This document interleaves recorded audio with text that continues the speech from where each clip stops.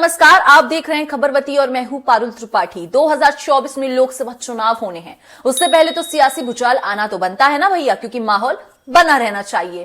तो अब एक बार फिर से नीतीश कुमार ने पलटी मार दी है या पूरी प्लानिंग चल रही है।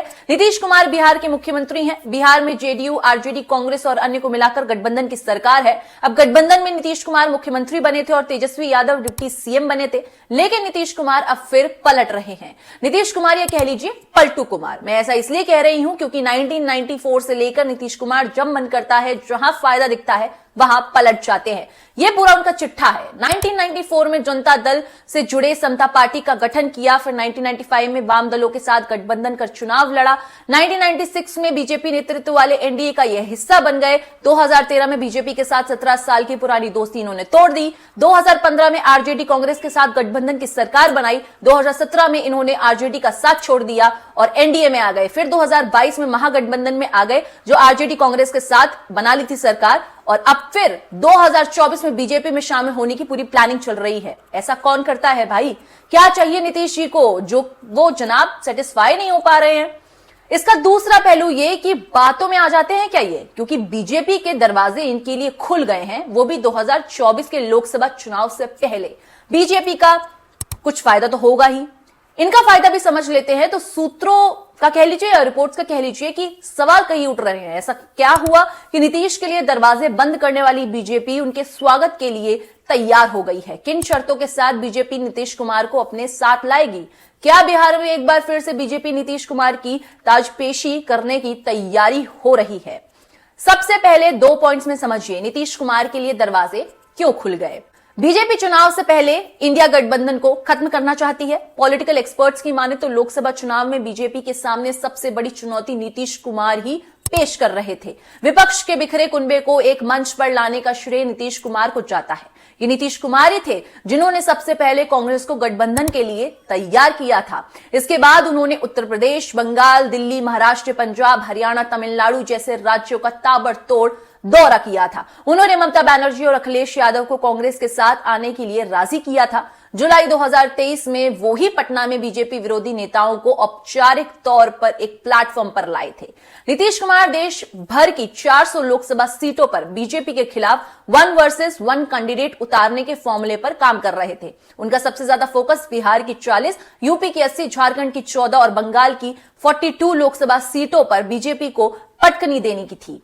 भाजपा यह भी जानती थी कि अगर विपक्ष का यह फॉर्मूला कामयाब होता तो बीजेपी को लोकसभा चुनाव में मिशन 400 का बड़ा झटका लग सकता था। ऐसे में नीतीश अगर एनडीए में शामिल हो जाते तो इंडिया का कुनबा लगभग पूरी तरह बिखर जाएगा। ममता बनर्जी बंगाल में, अखिलेश यादव यूपी में और आप पंजाब में पहले ही अकेले लोकसभा चुनाव लड़ने की घोषणा कर चुकी है। पॉलिटिकल एक्सपर्ट्स कहते हैं कि कांग्रेस के अलावा नीतीश कुमार ही एक ऐसा नेता है जिनकी पकड़ पूरी हिंदी पट्टी में है। इतना ही नहीं, नीतीश का संबंध देश के सभी क्षेत्रीय पार्टी के नेताओं से भी बेहतर है। नीतीश के अलावा इंडिया गठबंधन में किसी नेता की इतनी पकड़ नहीं है कि वे सभी पार्टियों के साथ एक सामंजस्य बैठा सके। अब दूसरा पॉइंट कि नीतीश कुमार मतलब 16% वोट की गारंटी। ये बीजेपी भी जानती है। नीतीश कुमार की ताकत को भाजपा से ज्यादा बेहतर तरीके से कोई दल नहीं जानता। 2014 लोकसभा चुनाव को छोड़कर कभी भी नीतीश कुमार का वोट प्रतिशत 22% से नीचे नहीं रहा है। नीतीश को 2014 की मोदी लहर में भी 16% वोट मिले थे। नीतीश का प्रभाव केवल बिहार तक सीमित नहीं है, वो पड़ोसी राज्य झारखंड, उत्तर प्रदेश में भी असर डाल सकते हैं। 2014 और 2019 दोनों बार जैसे ही एनडीए को नीतीश कुमार का साथ मिला, भाई एनडीए को फायदा और वोट शेयर भी बढ़ा था उनका भी। यही वजह है कि भाजपा 2024 के लोकसभा चुनाव में किसी भी हाल में नीतीश का साथ नहीं छोड़ना चाहती है।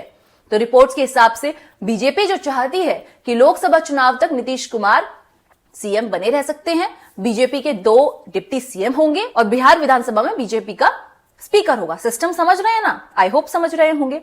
अब नीतीश कुमार क्यों पलट जाते हैं, यह भी एक सवाल है। एक्सपर्ट के हिसाब से नीतीश कुमार का पीएम बनने का सपना है जो कि पूरा नहीं हो पा रहा है। कहीं ना कहीं वो भी ये जानते हैं कि मोदी जी के रहते ये मौका तो उन्हें मिल नहीं पाएगा। लेकिन बिहार सियासत में ये भी बातें चल रही हैं कि नीतीश कुमार नरेंद्र मोदी के बराबर आके पीएम के लिए चुनाव लड़ना चाहते हैं। मतलब वो इसमें भी खुश हो सकते हैं कि पीएम नहीं बन पाए तो क्या हुआ, एटलीस्ट टक्कर के उम्मीदवार के साथ चुनाव तो लड़ा। नीतीश कुमार की सपने की सारी लड़ाई है। बिहार सियासत में और भी बातें चल रही हैं जिससे शायद नीतीश कुमार के साथ खेला हो जाएगा, क्योंकि ये हमेशा खेला करते रहते हैं, कभी इधर चले जाते हैं, कभी उधर चले जाते हैं। तो ऐसे में कहा जा रहा है कि तेजस्वी यादव की भी बीजेपी से बातचीत चल रही है। अगर ये दोनों मिल गए तो नीतीश कुमार के साथ तो खेला हो जाएगा सर, ये फिर कहीं के नहीं रहेंगे। कई एमएलए का कहना है कि इस बार इनको भी मजा चखाना चाहिए। अब किसके साथ खेला होगा, किसके साथ नहीं होगा, ये तो वक्त बताएगा। सब कुर्सी का खेल है बाबू भैया।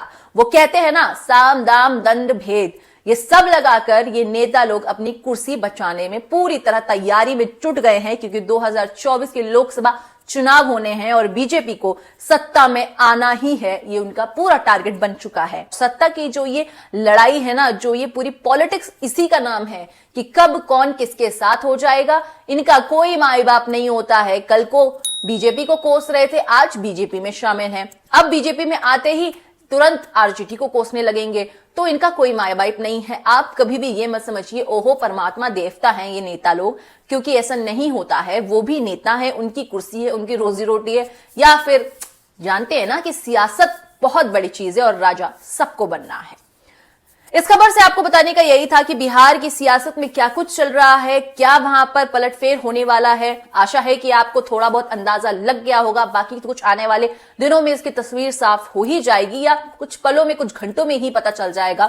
खैर, अगर ये स्टोरी पसंद आई हो तो आप इसे लाइक करिए, शेयर कीजिए, चैनल को सब्सक्राइब जरूर कीजिए, क्योंकि बहुत जल्द हम 1000 सब्सक्राइबर्स पार कर लेंगे और इससे मेरी बहुत मदद होगी। तो अगर आप मुझे पसंद करते हैं, स्टोरीज को पसंद करते हैं, खबरों को देखना पसंद करते हैं, तो खबरवती को जरूर लाइक, शेयर, सब्सक्राइब और कमेंट जरूर करें।